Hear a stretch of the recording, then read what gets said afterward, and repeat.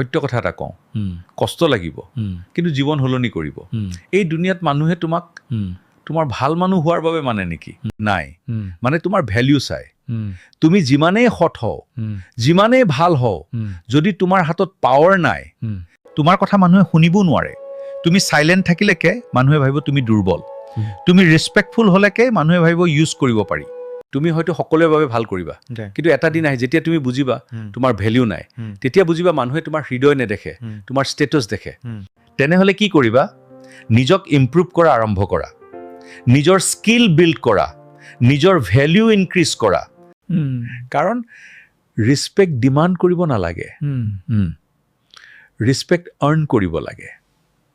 এই দুনিয়াত মানুহে তোমাক তোমাৰ কথাৰে নহয় তোমাৰ পজিশনৰে চিনে যেতিয়া তুমি ষ্ট্ৰং হবা মানুহে নিজে আহি তোমাক মানিব হেহে ভাল মানুহ হোৱা বন্ধ নকৰিবা কিন্তু দুৰ্বল মানুহ হৈ নাথাকিবা ভাল মানুহক মানুহে ভাল পায় কিন্তু ষ্ট্ৰং মানুহক মানুহে ৰেসপেক্ট কৰে